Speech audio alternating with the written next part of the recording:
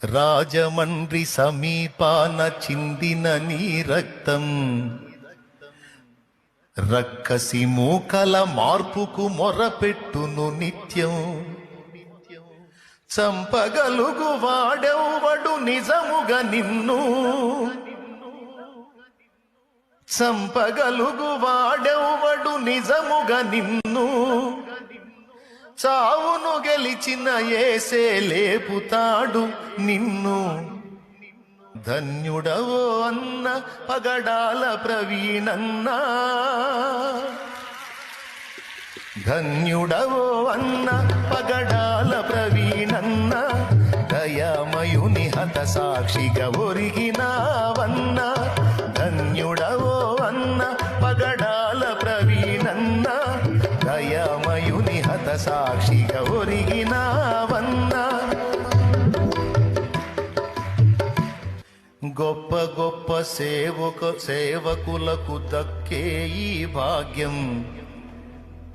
హతసాక్షుల కవిలెలోన దక్కే నీకు స్థానం.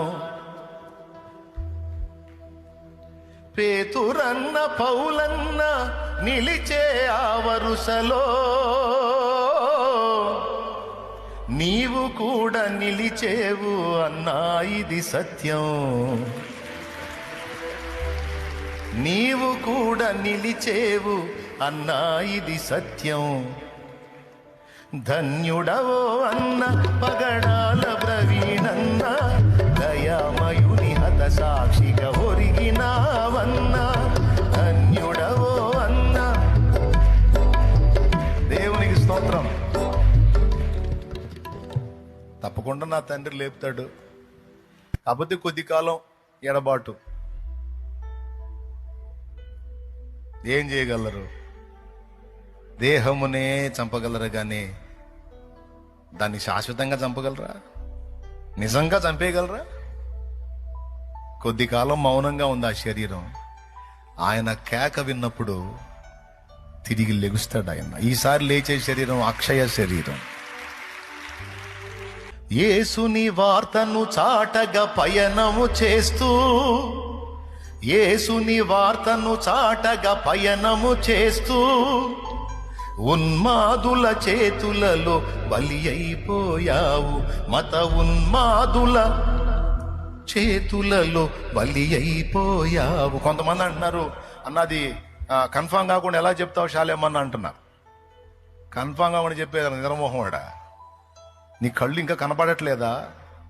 గుండెల మీద బూట్ కాల్తో తన్నిన గుర్తుందిరా. 100 ఆధారాలు ఎందుకురా నీకు? నా సహోదరుణ్ణి, నా సహదాసుణ్ణి, నా తోడి సైనికుణ్ణి రక్తంతో తడిసినటువంటి బూట్ కాలది, రక్తంతో తడిసింది అది. దాంతో కొట్టారు. ఆ కాలు ఇక్కడ దన్నారు.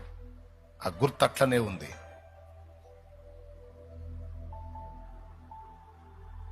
అరే, ఎన్ని బైక్ యాక్సిడెంట్లు చూడలేదు? అంత హైట్ నుంచి కిందకి పడ్డాడని ఇంత సేటు చెప్తున్నారు కదా. బైక్ ఒక దగ్గర పడితే మనిషి ఒక దగ్గర పడతాడు, అంతేగాని మనిషి మొత్తం పోయి కావాలని దాన్ని పైకి లేపుకొని దాని కిందకి జొరబడి పండుకున్నట్టుగా, తన మీద బైక్ను పండుకోబెట్టుకున్నట్టుగా చనిపోతాడా? ఆ ఫోటో చూసినోడికి ఎవడికైనా, మైండ్ సరిగా పనిచేసినోడికి ఎవడికైనా అర్థమైపోయింది. అక్కడున్న 4 ముఖాలు కలిగినటువంటి చెక్కతో ముక్కలు ముక్కలు అయిపోయి ఉన్నాయి అక్కడ చెక్కలు. దాని మీద బ్లడ్ ఉంది. వాటితో కొట్టారు అనేది అర్థమవుతుంది అక్కడ క్లియర్గా. ఇంకేం కావాలి ఆధారం? పైనుంచి కింద పడ్డాడని చూపించారు. పడ్డప్పుడు దాని కిందకి ఎలా మనిషి పూర్తిగా ప్యాక్ అవుతాడు? బైక్ కింద సైలెన్సర్ గాలి లోపల వాతబడింది అన్నారు. మరి పైన ఫ్యాంట్ కాలకుండా లోపల వాత ఎట్లా? రాడ్తో కొట్టింది అది. రాడ్తోనో కట్టెతోనో కొట్టారు, బలమైన దెబ్బ తొడ మీద.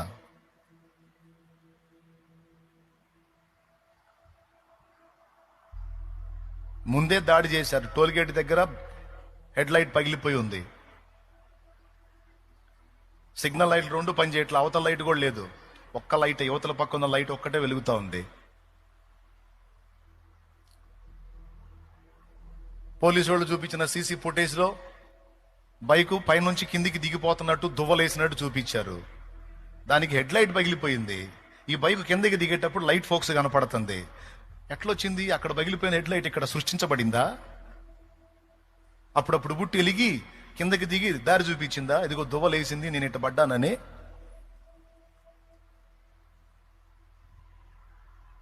అర్థం కావట్లేదా క్లియర్గా? ఎట్లా చెప్తారంటే ఖచ్చితంగా అర్థమైపోయింది. ఇంకా బోల్డ్ అన్ని ఉన్నాయి.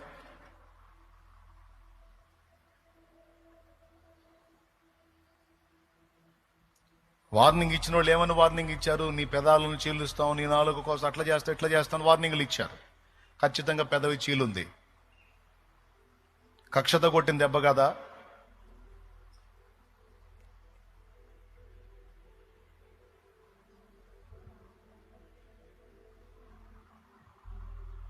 బైక్ నిండా రక్తం చిందుంది.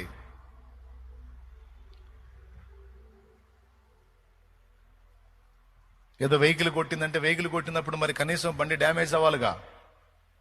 బండి నీట్గా తెచ్చి ఆడబెట్టినట్టుంది. ఇంత దెబ్బ లేదు దానికి. తల తీసుకెళ్లి దానికి పట్టా పొడిసినట్టు అర్థమవుతుంది అక్కడ.